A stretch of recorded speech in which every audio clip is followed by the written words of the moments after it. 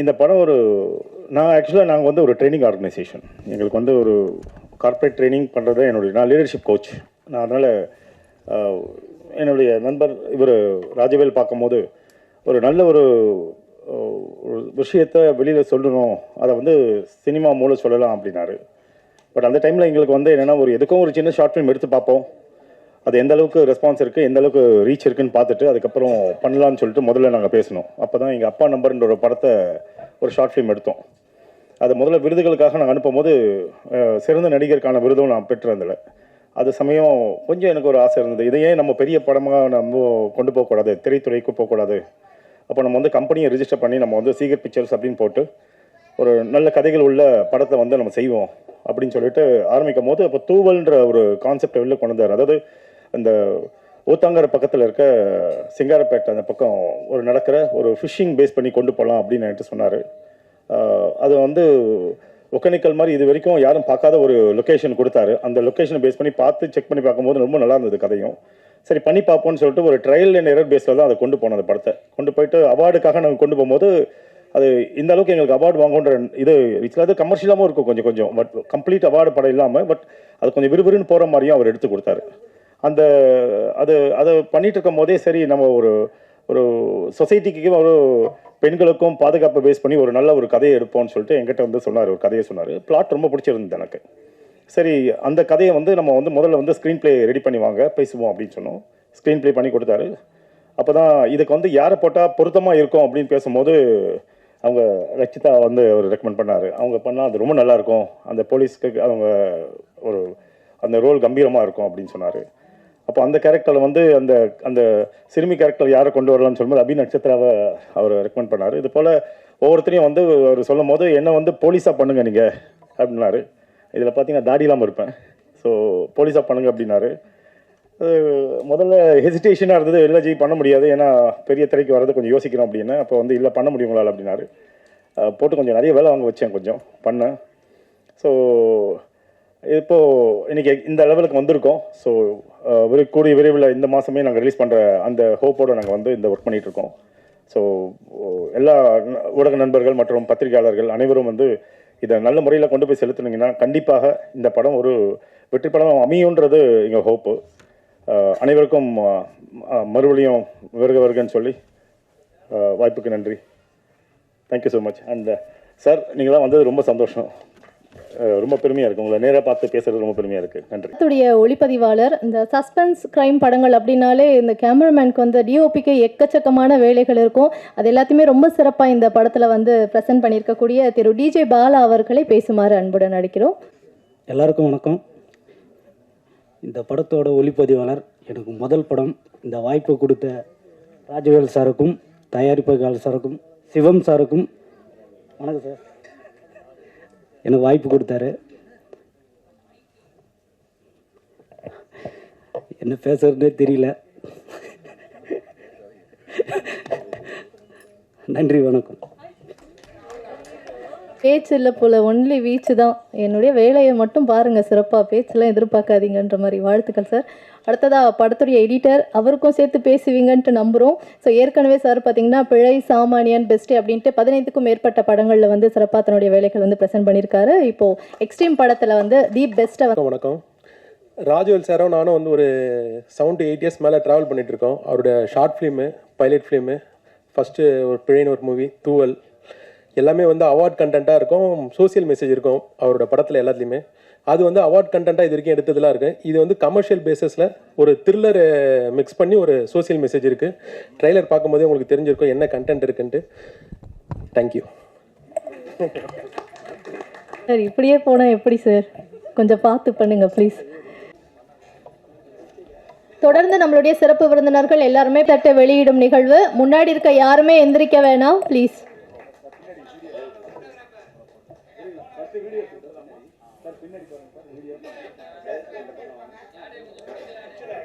கொஞ்சம் மொபைலில் எடுத்துட்டு இருக்க எல்லாருமே கை உயர்த்தி எடுக்க வேணாம். பின்னாடி கேமரா எல்லாருமே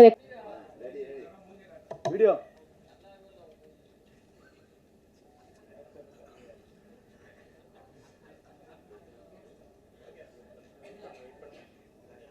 அப்படியே சார், அப்படியே பிரதரை வந்து இந்த மாதிரி படம் பண்ணுறாருன்னு சொல்லி பேசிகிட்டு இருந்தோம். ஸோ இந்த படம் வந்து ஃபஸ்ட்டு அவர் கதைக்கு சொல்லும் போதே பார்த்தோம். இங்கே வந்திருக்கவங்க எல்லாருக்கும் என்னோட நன்றியை தெரிவிச்சுக்கிறேன். ஸோ இந்த படத்தில் வந்து நாங்கள் எல்லாருமே சேர்ந்து ஒர்க் பண்ணியிருக்கோம். டைரக்டர் சாருக்கு நன்றி, producer sir, Rajkumar sir, madam, ரொம்ப நன்றி. இந்த படத்தில் வந்து பல பணிகளை வந்து எல்லாருமே செஞ்சுருக்கோம், சேர்ந்து தான் பண்ணியிருக்கோம். இப்போ ரக்ஷிதா மேடம்லாம் பார்த்திங்கன்னா ரொம்ப சப்போர்ட்டிவாக இருந்தாங்க. ராஜேஸ்வரி மேடம், அப்புறம் வந்து அபிநட்சத்ரா, அப்புறம் அனந்த்நாக். ஸோ அனந்த்நாக்லாம் இன்றைக்கி ஷூட்டிங்கில் இருக்கிறதுனால அவர் வரல. அதே மாதிரி அமிர்தா, ஸோ அவங்க கல்கட்டாவில் இருக்காங்க, ஏதோ ஒரு பர்சனல் வேலையாக அவங்க ஃபங்க்ஷன், ஸோ அதனால் அவங்க வரல. ஸோ அவங்களுக்கும் நாங்கள் நன்றி தெரிவிச்சுக்கிறோம். மெயினாக இவங்க எல்லாருமே சப்போர்ட் பண்ணதுனால தான் நாங்கள் வந்து குயிக்காக முடிக்க முடிஞ்சது. ஸோ எல்லா படமுமே பார்த்திங்கன்னா 100 நாள் ஷூட் எடுப்பாங்க, 150 நாள் எடுப்பாங்க. பட் நாங்கள் எக்ஸ்ட்ரீம்லாம் பார்த்திங்கன்னா மேக்ஸ் பார்த்திங்கன்னா 22 நாள் 25 நாள் தான். ஸோ 25 நாளில் நாங்கள் ஒரு படத்தை முடிக்கிறோம், ஓகேங்களா. அதே மாதிரி ப்ரொடக்ஷன் காஸ்ட், ஸோ நாங்கள் வந்து ப்ரொடக்ஷன் கண்ட்ரோலராகவும் இருந்தேன். ஸோ ப்ரொடக்ஷன் காஸ்ட் வந்து நாங்கள் குறைக்கிறதுக்கு பல வழிகளை வந்து நாங்கள் ஃபாலோ பண்ணோம். ஸோ இது நிறைய பேருக்கு யூஸ் ஆகுன்றதுக்காக தான் நான் சொல்கிறேன், நாங்கள் பெருமையாக சொல்லிக்கல. ஸோ நிறைய பேருக்கு யூஸ் ஆகுன்றதுக்காக நான் சொல்கிறேன். பெருசாக ஆஃபீஸ் போடுறது, 6 மாதம் கதை டிஸ்கஸ் பண்ணுறது, ஸ்டோரி க்ரியேட் பண்ணுறது, ஒரு நிறைய பேர் அது மாதிரி பண்ணுறாங்க. பட் நாங்கள் வந்து அப்படி பண்ணல. ஆஃபீஸ்லாம் பார்த்திங்கன்னா நாங்கள் போடவே இல்லை. முதல்ல நாங்கள் வந்து கதை விவாதம் எல்லாமே வந்து பார்த்திங்கன்னா டைரக்டர் வீட்லேயே முடிச்சிட்டோம். ஸோ ஸ்டோரி ரைட் பண்ணுறதுலேருந்து எல்லாமே அங்கே முடிச்சிட்டோம். ஆஃபீஸ் வந்து நாங்கள் கரெக்டாக ஒரு 15 நாள் தான் நாங்கள் ஆஃபீஸ் போட்டோம். 15 நாள் தான். அதுவும் எதுக்குன்னா ஆடிஷனுக்காக மட்டும். எந்த விவாதமும் அங்கே நடக்கலை, வேறு எதுவுமே பண்ணல. ஸோ இது வந்து ஒரு சின்ன ஒரு விஷயந்தான் நாங்கள் காஸ்ட் கட்டிங்கில் பண்ணோம்.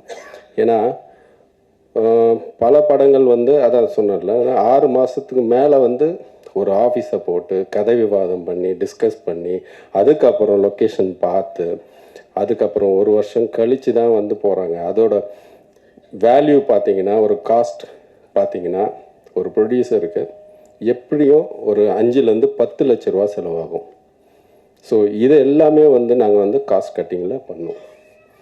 ஸோ இது ஒரு சின்ன ஐடியா தான். ஸோ நாங்கள் ஒன்றும் ரொம்ப ப்ரில்லியண்ட்டாக ஒர்க் பண்ணிட்டோன்னு சொல்லலை. ஸோ ஒரு சின்ன ஐடியா. ஸோ இதை வந்து நாங்கள் வந்து முதல்லேருந்தே நாங்கள் வந்து அதை ஃபாலோ பண்ணுறோம். தூவலில் கூட பார்த்திங்கன்னா அந்த ஆஃபீஸ் கூட கிடையாது. நாங்கள் அந்த தூவல் படத்தை வீட்டிலேருந்தே டிஸ்கஸ் பண்ணி, வீட்டிலேருந்தே கதையை எழுதி, வீட்டிலேருந்தே எல்லாமே ஃபைனல் பண்ணிவிட்டு லொக்கேஷனில் போய் ஒரு 12 நாள் 13 நாள் தான் நாங்கள் ஷூட்டே எடுத்தோம். அதிகபட்சம் 12 to 13 நாள் தான் அந்த படத்தோட ஷூட்டிங் டேஸ். இது என்னென்னா ப்ராப்பராக பிளான் பண்ணுறது. நம்ம இண்டஸ்ட்ரியில் வந்து யாருமே வந்து ப்ராப்பராக பிளான் பண்ணுறதே கிடையாது ஃபஸ்ட்டு. ஸோ இதை கரெக்டாக பிளான் பண்ணி ஸ்கிரிப்டை ஸ்ட்ராங் பண்ணிவிட்டு அதுக்கப்புறம் லொக்கேஷன் போனோன்னா, ஸோ அதை கரெக்டாக வந்து நம்மளுக்கு சப்போர்ட்டிவாக எல்லாருமே இருக்காங்க. ஸோ அந்த சப்போர்ட் வந்து நம்மளுக்கு தேவை. சப்போர்ட்னா யாருன்னா நம்ம லொக்கேஷனில் இருக்கிறவங்க, ஸோ லோக்கல் பீப்புள், அட்மினிஸ்ட்ரேஷனில் இருக்கிறவங்க, நம்ம கூட இருக்கிறவங்க, இவங்க எல்லா சப்போர்ட் இருந்தால் தான் நம்ம வந்து அந்த 12 நாள் 13 நாளில் நாங்கள் ஷூட்டிங் முடிக்க முடிஞ்சது.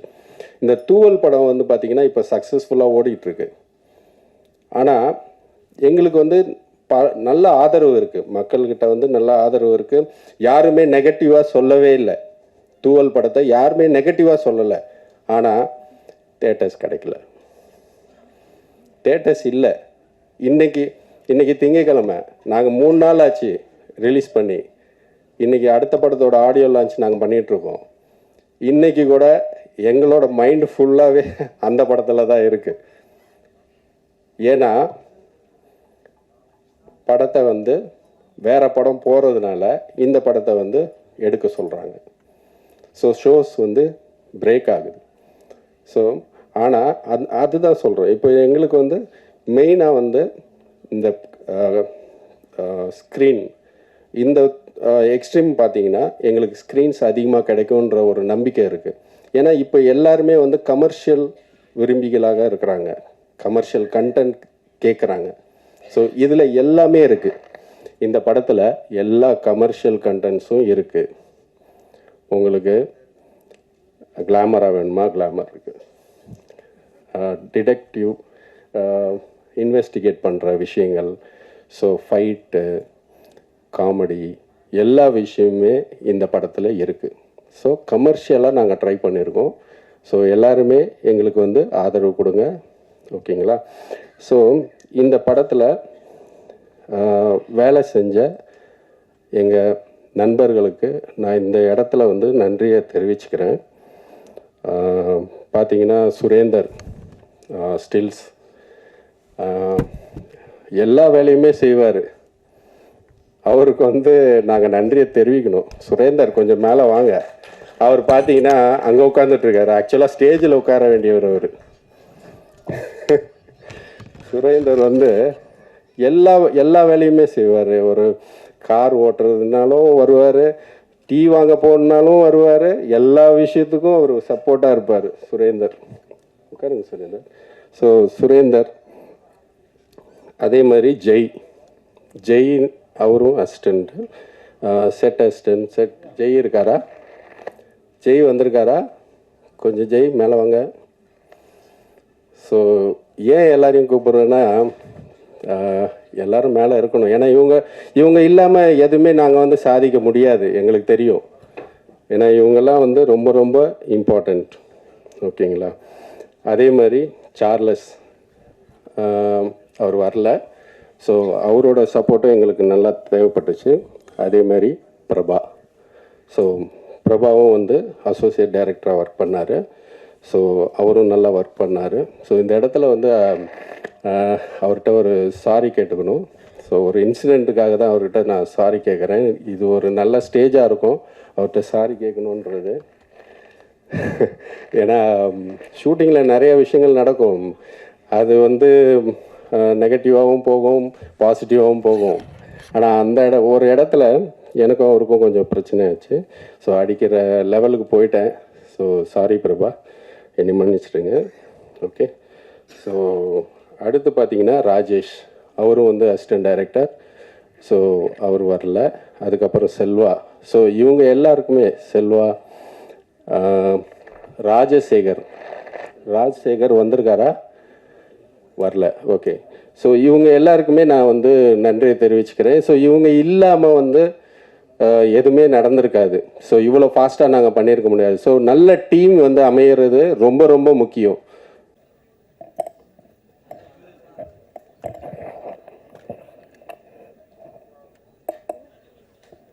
சீகர் பிக்சர்ஸ்,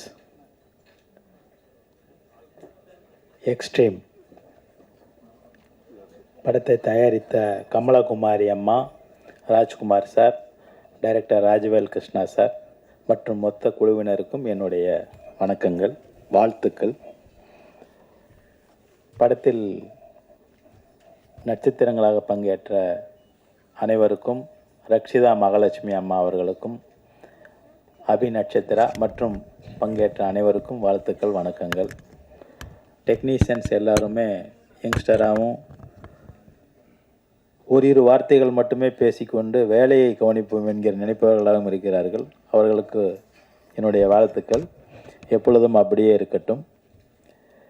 சிவம் நிறைய கருத்துக்களை சொன்னார். எப்படி பட்ஜெட் செய்வது என்று சொன்னார். இந்த திட்டமிடல், இது போன்ற ஒரு தொழிலை எப்படி அணுகுவது என்ற சரியான திட்டமிடலுடன் ஒரு தொழிலில் இறங்குபவர்கள் நிச்சயம் வெற்றியை பெற்றே தீருவார்கள். இந்த சீகர் பிக்சர்ஸ் நிச்சயம் வெற்றி பெறும் என்று நான் நம்புகிறேன். அவர்கள் ஒரு படத்தை வெளியிட்டு விட்டு அடுத்த படத்திற்கு உடனே வந்து விட்டார்கள். எளிய முறையில் திட்டமிட்டு குமார் கூட மிக நன்றாக நடித்திருக்கிறார், ஒர்க் அவுட் பண்ணியிருக்கிறார், உடம்பு கரெக்டாக மெயின்டைன் பண்ணியிருக்கிறார். நன்றாக இருந்தது சார், தொடர்ந்து நடிங்க. படத்தில் மீசை ரொம்ப அதிகமாக இருந்தது, கொஞ்சம் ட்ரிம் பண்ணி கொஞ்சம் ஹீரோவாக ஆக்கியிருக்கலாம். ஒரு நீங்களே வில்லனாக இருப்பீங்களோ என்று சந்தேகப்படுகிற அளவிற்கு மீசை பெரிதாக இருந்தது. அதை இயக்குனர் அழகாக வாழ்த்தி விட்டு சென்ற எங்கள் திரைப்பட இயக்குநர்கள் சங்க தலைவர் திரு ஆர் வி உதயகுமார் அவர்களுக்கும், என்னுடைய நண்பர் சங்க உறுப்பினர், அதிக வாக்குகள் வித்தியாசத்தில் எப்பொழுதுமே வெற்றி பெறும் ஒரு ரகசியத்தை வைத்திருக்கிற நம்பி அவர்களுக்கும், நீண்ட நாளுக்கு பிறகு என்னுடைய பத்திரிகையாளர் அண்ணன் நெல்லை இங்கே அமர்ந்திருக்கிறார், மிகவும் அடக்கமாக ஒல்லியாக இங்கே அமர்ந்திருக்கிறார், கண்டுபிடித்து விட்டேன். அவருக்கும் என்னுடைய வணக்கங்களையும் தெரிவித்துக் கொண்டு, எல்லோருக்கும் மிகப்பெரிய வெற்றி இந்த படத்தின் மூலம் அமையும் என்பதை வாழ்த்திவிட்டு, எனது அருமை அண்ணன் பேரரசு அவர்கள் சிவகாசியாக திருப்பாச்சியாக முழங்க இருக்கிறார், அதை கேட்டுவிட்டு தான் செல்வேன் என்பதையும் சொல்லிக்கொண்டு எல்லோருக்கும் வாழ்த்துக்களையும் வணக்கங்களையும் தெரிவித்து, எக்ஸ்ட்ரீம் ஹிட்டாக இருக்கும் என்று வாழ்த்துகிறேன். அன்புடன் ராஜகுமார். அனைவருக்கும் வணக்கம். மேடை பேச்சும் மேடையும் எங்களுக்கு புதுசே கிடையாது. ஏன்னா குலத்தொழில் மாதிரி எங்களுக்கு அதுதான் சோறு போடுற ஒரு விஷயம். பேசிக்காக சொல்லணுன்னா, நாங்கள் 2 பேரும் ஒரு கார்ப்பரேட் ட்ரெயினர். அண்ட் 2 பேருக்குமே ஒரே விஷயம் என்னென்னா, அவரோட கனவும் சரி என்னோட கனவும் சரி நிறைவேறணும் அப்படின்றது. அந்த அடிப்படையில் என்னையும் வளர்த்து அவரையும் சேர்த்து வளர்த்து கொண்டு வந்துட்ருக்கோம். ஸோ அவருக்கு நடிக்கணும் அப்படின்றது சின்ன வயசுலேருந்து இருந்த ஒரு கனவு. ஸோ எந்த அளவுக்கு முயற்சி பண்ணி இந்த படத்தை தயாரிச்சிருக்கிறோன்றது இட் இஸ் லைக் சொல்கிறோன்னா, ஒரு துளி நாளும் நாங்கள் ரத்தம் சிந்தி தான் இந்த பணத்தை இது உள்ளே போட்டிருக்கோம். அது ஒவ்வொரு நாளும் நான் நினச்சிட்ருக்கேன். அண்டு அதுக்கு நல்ல ஜஸ்டிஃபிகேஷனாக தான் எங்களுக்கு ஒரு நல்ல டீமும் அமைஞ்சுது. ஸோ ராஜவேல் சாராக இருக்கட்டும், சிவமாக இருக்கட்டும், இந்த ஹோல் டீம் ஆக்சுவலாக சொல்லணுன்னா, இந்த ஒரு சின்ன ஒரு தண்ணி கொடுக்குற பர்சன்லேருந்து எல்லாருக்குமே ஒரு மிகப்பெரிய நன்றி. ஏன்னா என் ஹஸ்பண்ட் அடிக்கடி சொல்கிற விஷயம் என்னென்னா, படம் ஹிட் ஆகிறதுன்றது 2வது, நம்ம இது மூலியமாக நிறையா பேருக்கு நம்ம லைஃப் கொடுத்துருக்கோம். அந்த 20 நாளோ 25 நாளோ சாப்பாடு போட்டிருக்கோம் அப்படின்ற ஒரு விஷயம். And special thanks to Rakshitha and the whole extreme team. எக்ஸ்ட்ரீமாக இருக்கட்டும், தூவலாக இருக்கட்டும், அதுக்கு முன்னாடி எடுத்த ஷார்ட் ஃபிலிம், எங்கள் அப்பா நம்பர், எல்லாத்துக்குமே கண்டினியூஸாக ஒரே டீம் தான் ஒர்க் பண்ணிகிட்ருக்கோம். எல்லாருக்குமே ஒரே கோல் தான். கூடிய சீக்கிரம் நல்ல ஒரு வெற்றி படமாக இதை நீங்கள் மாற்றணுன்றது உங்கள் கையில் தான் இருக்குது. நன்றி. அனைவருக்கும் வணக்கம். நான் ஃபஸ்ட்டு என்னுடைய உரையை ஆரம்பிக்கிறதுக்கு முன்னாடி, என்ன இந்த உலகத்துக்கு அறிமுகப்படுத்தின ஒரு 4 பேர், அதாவது எங்கள் அம்மா ஃபஸ்ட்டு இந்த உலகத்தில் என்னை கொண்டு வந்தாங்க. என்னை இப்படி தான் நடக்கணும் அப்படின்ட்டு எனக்கு அட்வைஸ் பண்ண எங்கள் அப்பா, எனக்கு அண்ணன் தம்பி பண்ணாத கூட அண்ணனாக இருந்து ஒரு 2 பேர் பண்ணியிருக்காங்க. இப்போ அந்த 4 பேர்கிட்ட நான் ஆசீர்வாதம் வாங்கிட்டு நான் அதுக்கப்புறம் என்னுடைய உரையை ஆரம்பிக்கிறேன். ஃபஸ்ட்டு படத்துக்கு ஆனால் எங்களுக்கு எங்கள் அப்பா அம்மா இங்கே வர முடியல, இங்கே இருந்த பிஸி கொஞ்சம், அதனால் இது பண்ண முடியல. எங்கள் அப்பா அம்மா ரொம்ப கஷ்டப்பட்டாங்க.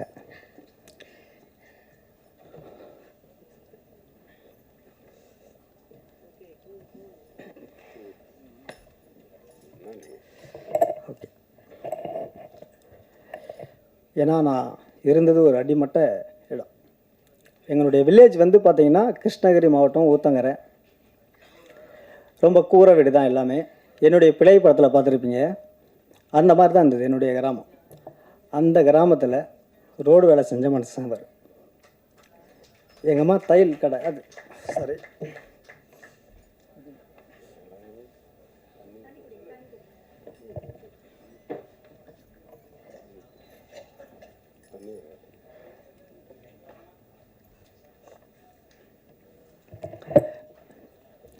நான் 8th படிக்கும் போது கதை எழுதினேன், இந்த இடத்துக்கு வரணுன்றது என் ட்ரீம். அப்போ இருந்து படிப்படியாக தான் வந்திருக்கேன் இந்த இடத்துக்கு வரும்போது. எங்களை மாதிரி ஆளுங்க தான் வந்து டைரக்டர் ஆகிறது பெரிய விஷயம். அதுக்கு முதல் அடித்தளம் கொடுத்தாரு என் அண்ணன் தாமு சார். அதாவது எனக்கு கிடைச்ச 2 ப்ரொடியூசர் மாதிரி மற்றவங்களுக்கு கிடைப்பாங்களான்னு எனக்கு தெரியாது. நான் பார்த்த கடவுள் ஃபர்ஸ்ட், செகண்ட் ராஜ்குமார் சார். எதுக்காக சொல்கிறேன் அப்படின்னா, சினிமாவில் வந்து காசு வருமா வராதா எல்லாருக்கும் தெரியும். இன்றைக்கி இண்டஸ்ட்ரி எப்படி இருக்குன்னு எல்லாருக்குமே தெரியும். ஆனால் வந்து அவர் என்ன மட்டுமே நம்பினார். வருது வரல, நீ வந்து சூப்பராக பண்ணுற, அதாவது உண்மையாக இருக்க. நம்ம என்னென்னா என்னுடைய இவங்கெல்லாம் எப்படின்னா ஒரு ஃப்ரெண்டாக இருந்தாங்க. ஏதோ ஒரு ப்ரொடியூசர்ன்ற அந்த கெத்து இல்லை, அந்த ஒரு டிஸ்டன்ஸ் எதுவுமே இருக்காது. இன்றைக்கி வரைக்கும் வாயா போயான்னு அப்படி பேசிகிட்டு இருப்பார் மனுஷன். எவ்வளோ போட்டிருப்பார் சினிமாவில், அவர் இழந்தாரா எடுத்தாரா எதுவுமே என்கிட்ட சொல்ல மாட்டார். ஆனால் படம் 1 வாரம் ஓடிச்சு. அது வரைக்கும் நான் மீடியாக்கெல்லாம் தேங்க்ஸ் சொல்லணும். அந்தளவுக்கு கொண்டு போனார் என்னுடைய அண்ணன் தாமு சார் ஃபர்ஸ்ட்டு படம். அதுக்கப்புறம் சிவமண்ணா எனக்கு கிடைச்ச செகண்ட். எனக்கு அண்ணனில் அவர் ஒரு காட் மாதிரி. ஏன்னா அவர் வந்து என்னை கொண்டு போய் ராஜ்குமார் சார்கிட்ட விட்டார். இப்படி ஒரு பையன் இருக்கான், மணி மைண்டு கிடையாது, சூப்பராக பண்ணுவான். ஆனால் ராஜ்குமார் சார் வந்து பயங்கர தெளிவு. அதாவது வந்து என்ன தான் இருந்தாலும் யாராக இருந்தாலும் அவர் வந்து கரெக்டாக ஜட்ஜ் பண்ணுவார், ஒரு லுக்கிலே பண்ணுவார். அப்போ வந்து ஷார்ட் ஃபிலிம் நான் வந்து கதை சொல்லும் போது ஓகே பண்ணலாம். அப்போ கூட அந்த பட்ஜெட் பிரச்சனை அது இதெல்லாம் இல்லை, கேட்குறத கொடுப்பார் மனுஷன். அப்படி பண்ணார். எங்கள் டீம் வந்து என் பசங்களை நான் சொல்லணும், என்னுடைய அசிஸ்டன்ட் டைரக்டர்ஸ் இன்ன வரைக்கும் ஜெய் எங்கே இருக்கான்,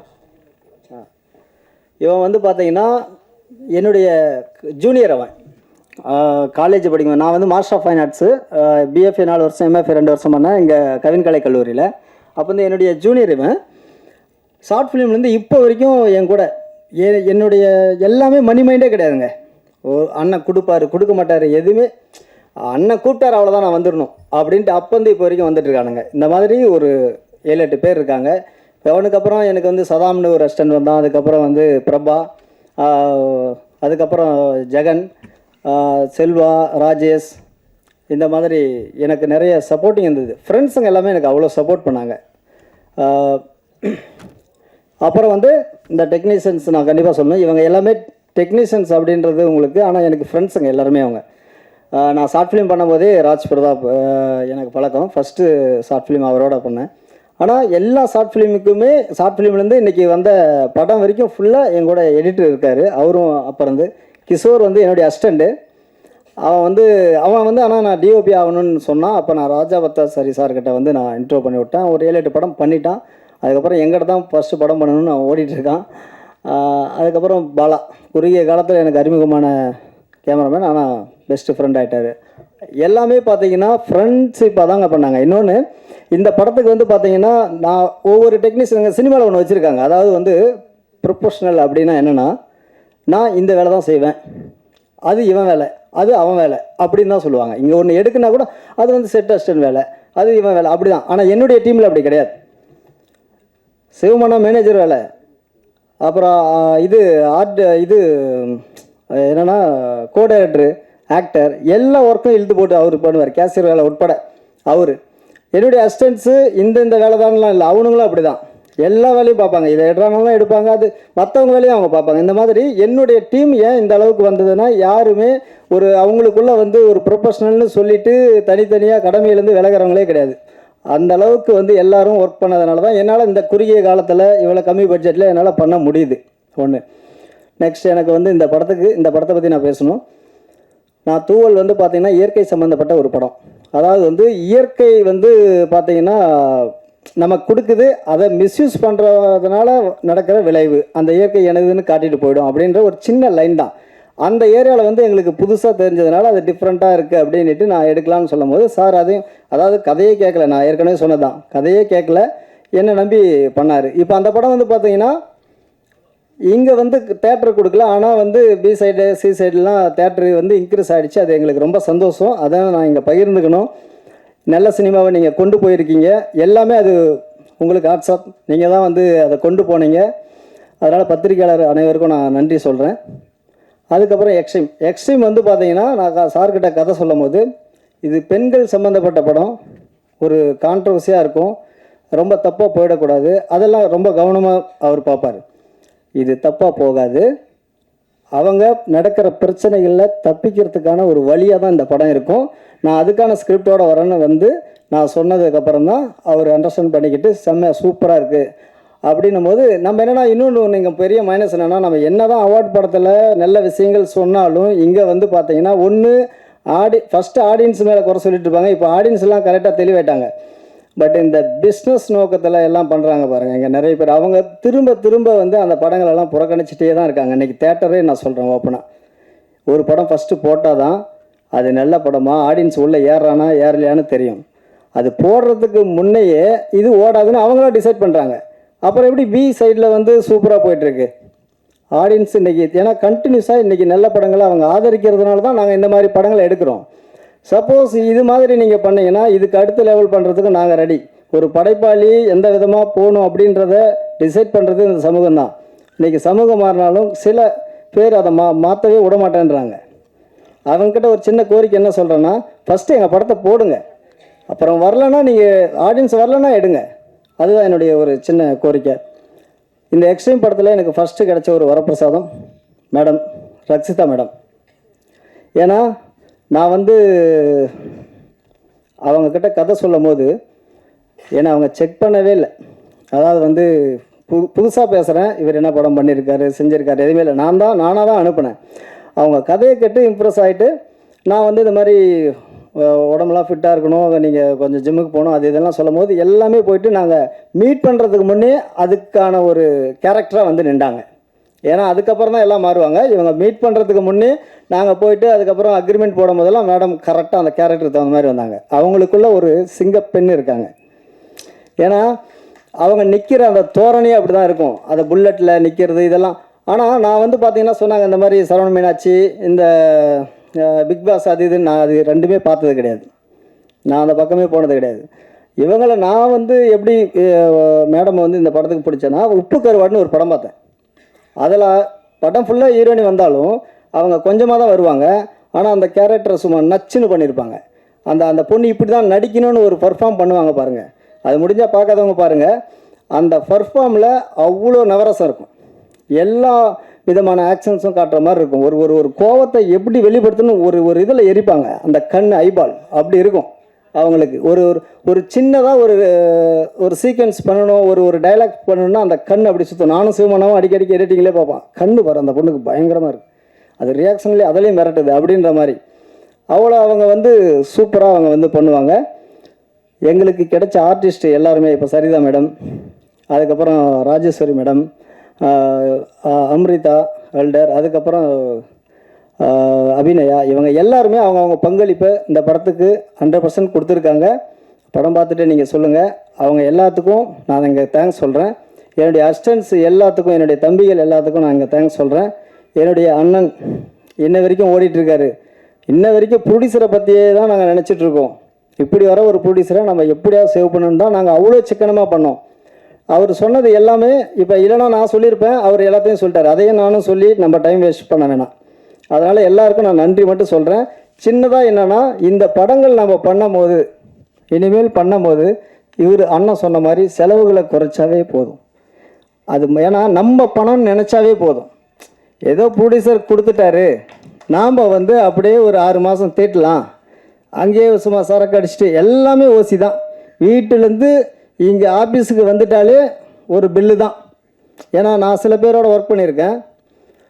அவங்களாம் எப்படின்னு பார்த்தீங்கன்னா, சில பேர்னால் இப்போ இருக்கிற என்னுடைய டைரக்டரில் நான் வந்து பார்த்த சில டைரக்டர்ஸுங்க பார்த்துருக்கேன். வீட்டிலேருந்து ஆஃபீஸ் வந்தாலே அதுக்கு ஒரு பில்லை போட்டு ப்ரொடியூசர் நீட்டிடுவாங்க. நான் மேக்ஸிமம் கற்றுக்கினது எப்படிலாம் இருக்கக்கூடாது சினிமாலன்றதை தான் கற்றுக்கிட்டேன். ஏன்னா சினிமான்ற பேரில் இங்கே ஒரு ப்ரொஃபஷனல்ன்ற பேரில் ஒரு ஆள் கிடச்சிட்டா எப்படிலாம் அறுத்து காலி பண்ணிடலான்னு இங்கே அப்படி இருக்காங்க டைரக்டர்ஸு. நான் டைரக்டராக இருந்தாலும் டைரக்டர்ஸ் கிட்ட இந்த மிஸ்டேக் இருக்குது. அதனால் நான் வந்து சொல்லுவேன், இப்போ ஓப்பனாக சொல்ல போனால் அட்லி சார் மாதிரி ஆளுங்க, ஓகேங்களா, அட்லி சார் மாதிரி ஆளுங்க வந்து எப்படின்னா கிடச்சிட்டாங்க தீட்டிடணும். படம் நல்லாவே போனாலும் அவங்க பண்ண செலவுக்கு அதிகமாக வந்து பார்த்திங்கன்னா இவங்க பண்ணிவிடுவாங்க செலவு. அப்படி பண்ணக்கூடாது. ஒரு பிளான் பண்ணி பண்ணணும்னு வச்சுக்கோங்களேன், 3 மணி நேரம் படம் நம்ம 6 மணி நேரத்துக்கு எடுத்துருவாங்க, ஃபுல்லாக கட் பண்ணி போடுவாங்க. அது போட்டதெல்லாம் அவங்களுடைய ரத்தம் தான். ஏன்னா அது நமக்கு தெரியல ஒரு சீன் எவ்வளோ நேரம் வரும். ஏன்னா அப்போ எல்லாமே பண்ணாங்க. இப்போ இருக்கிற ஆளுங்களில் இப்போ வர யங்ஸ்டர் கூட நல்லா பண்ணிகிட்டு இருக்காங்க. அந்த மிடில் சில பேர் கமர்ஷியல்ன்ற பேரில் பண்ணுற அலப்படுறதுக்கு பாருங்கள். அதனால தான் இன்றைக்கி நிறைய பேர் நடுத்தெருவுக்கு வராங்க. 100 படம் எடுத்தவங்களாம் நடுத்தெருவுக்கு போனதுக்கு காரணமும் அதுதான். நம்ம அது மாதிரி இருக்கக்கூடாதுன்றதை தான் நான் சினிமாவில் கற்றுக்கிட்டேன். எனக்கு அடுத்து வரவங்க, என்னோட வரவங்க எல்லாருமே அந்த மாதிரி வந்தீங்கன்னா சினிமாவை நம்ம எல்லாம் காப்பாற்றலாம். ஏன்னா அதுக்கான ஆடியன்ஸ் இன்றைக்கி எல்லாருமே வந்துட்டாங்க. அவங்க எல்லாருக்கும் நான் நன்றி சொல்கிறேன். சார் ராஜ்குமார் சார் வெறும் பணம் மட்டும் போட்டு அப்படியே போன ஆள் கிடையாது. அர்ப்பணிப்பு பயங்கரமாக போய் ஒர்க் அவுட் அப்படி பண்ணுவார். ஒர்க் அவுட் பண்ணிவிட்டு அப்படி வந்து இந்த ஜூனியர் ஆர்டிஸ்ட் மாதிரி வந்து நிற்பார். ப்ரொடியூசர் மாதிரியே தெரியாது, ஜூனியர் ஆர்டிஸ்ட் மாதிரி வந்து நின்று நம்ம என்ன சொல்கிறோமோ அதை கரெக்டாக பண்ணுவார். அதாவது முன்னாடியே வாங்கிட்டு போய் பயங்கரமாக ப்ரிப்பேர் பண்ணிட்டு அப்படிலாம் கிடையாது. அவர் வந்து புது நடிகர்லாம் கிடையாது. 100 படம் பண்ண எக்ஸ்பீரியன்ஸ் அவருக்கு இருக்குது. நீங்கள் படம் பார்த்தா உங்களுக்கெல்லாம் தெரியும். இந்த இடத்துல எங்கள் அப்பா அம்மா எல்லா என்னை வளர்த்த எல்லா ஆட்களுக்கும் நான் இந்த இடத்துல நன்றி சொல்கிறேன். என்னோட நின்ற ஃப்ரெண்ட்ஸுங்க, ஊரில் இருக்கிற இன்றைக்கி வரைக்கும் என் படம் ஓடுன்னு நாங்கள் ஓடிட்டுருக்கிற என்னுடைய நண்பர்கள் கணேஷ், சகாதேவன், சுரேஷ், கோவிந்தராஜ், ராமமூர்த்தி, சரவணன், இந்த மாதிரி நிறைய பேர் இருக்காங்க. அவங்க எல்லாருக்கும் இந்த இடத்துல நான் நன்றியை சொல்லிக்கிறேன். எங்களை மாதிரி ஆளுங்களை நீங்கள் எல்லாம் மேலே தூக்கிட்டு வரணும் அப்படின்னு வேண்டி கேட்டுக்கிறேன். நன்றி, வணக்கம். ரொம்ப நார்மலாக எழுதுகிற மாதிரி இல்லாமல் இந்த படம் ஆக்சுவலாகவே உண்மையாகவே நல்லா இருக்குது. ஒரு நான் லீனியர் சப்ஜெக்ட். அந்த நான் லீனியர் சப்ஜெக்டை வந்து கொஞ்சம் நீங்கள் எக்ஸாஜரேட் பண்ணி எழுதினாலும் ஓகே, இல்லை நீங்கள் உங்கள் ட்ரெய்லர் பார்த்த உடனே உங்களுக்கு தோணின விஷயம் நீங்கள் எழுதினாலும் ஓகே. ஏன்னா பெரிய பெரிய படங்கள் வருது நல்லா இல்லைன்னு சொல்லி ஃபீல் பண்ணி போயிட்டுருக்கீங்க. ஸோ இந்த மாதிரி படம் ரொம்ப பேஷனேட்டாக எடுத்துருக்கிற படம் நல்லா ஓடணுங்கிறது எங்களோட ஆசை. ஸோ முடிஞ்ச அளவுக்கு எங்களுக்கு சப்போர்ட் பண்ணுங்கள். தேங்க்யூ.